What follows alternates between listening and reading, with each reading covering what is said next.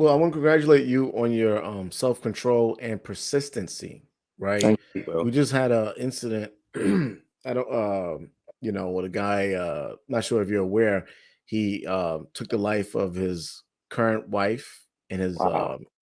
the ex-wife because they wouldn't let him see his child or something like that, you know? Wow. Um the issue I have with that is that a lot of people are blaming a lot of the men were blaming the women for that. We gotta take accountability, you No, know? for sure. Can I say this? And this is controversial. The saddest thing I want you to understand is that the saddest thing is that I can understand how someone can get there. That's what I want to speak to.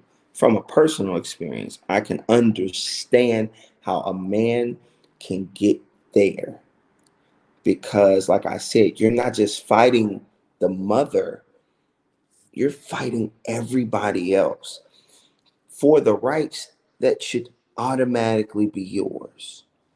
And when somebody starts to touch and tamper with the very thing you love, especially if that's important to you in life, I think that if you're not grounded and you don't have, in my opinion, a spiritual walk, you can lose sight of what's important, right? Like you get caught up into the fight so much that you stop taking the mom's like that's you're defeating the whole purpose, right? Like you start to forget like why are you even doing it because you start to get so caught up in this battle and it can really mess you up mentally that would drive a person to that. And I don't necessarily I agree with you. Accountability is on everybody, right? Nobody made that man do it, but there is some accountability on the mother's part.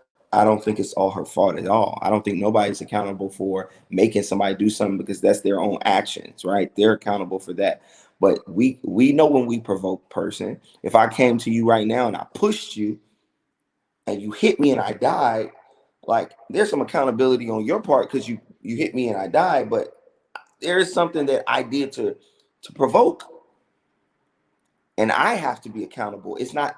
It's harder to hear it from the man's side when the man was the one that did the problem and the crime. But if a woman was saying, "Hey, there's some accountability there on your part, mom," I think it would be better received. You know what I'm saying? Like because I think it would be better received. But those are great conversations I love to have because I don't want us to be a separate. I don't want mom and dad to be against each other. I really think children need all of us. He needs us to be together. And I think that not to get so spiritually deep, but I think it's the trick of the enemy to keep us at odds. And even when you see a situation like that, it's two sides of the table instead of a conversation like, hey, what can we do in our society and our culture that the dad don't feel like that and that doesn't happen to a mom or anybody? What can we do to change the narrative that this is not a thing that happens at all? Like let's talk about that instead about who's right and who's wrong. Why did this happen? Where could we rectify it? How can we change the narrative? You know what I mean? Let's be result driven. You feel what I'm saying? Yeah, I think, I won't curse, but ACS or CPS or is a piece of what, because Yeah. there's a lot of cases when they give back the child to that parent. So quick story, my nephew, there was obvious signs of drug abuse from the mom, father too, my brother, drug abuse and maybe some sexual stuff going on. Um, he was taken from his mother 11 times, Wow. and they would rather it go back to her than to us. So I had to get a second job, you Wow. know, to for attorney fees. So listen, I totally understand. It Right. makes Just to you, put what's obvious in front of them. you start to have some ideas like, what, that judge or whatever, but I say, if I do, I'm not gonna be around. So, and he needs me. So let me do this.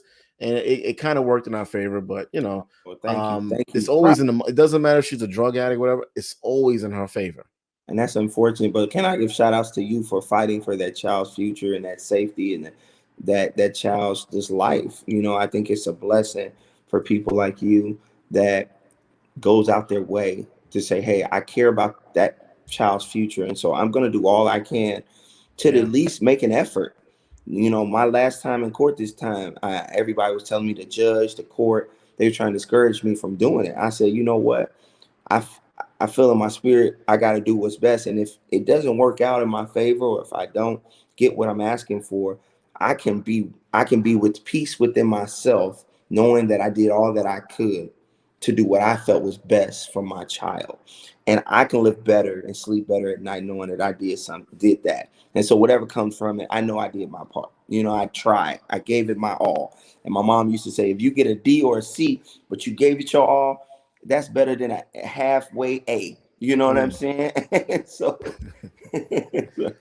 Yeah, as long as you kept trying, so that's the way I look at it.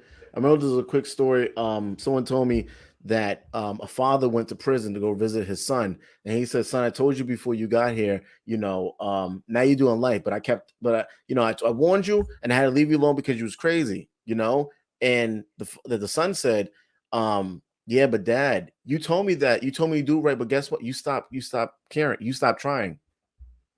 oh So wow. now my point in my life." I want to do better, but I'm locked up. So I think as long as you keep trying, especially with kids, you'll get to where you're at.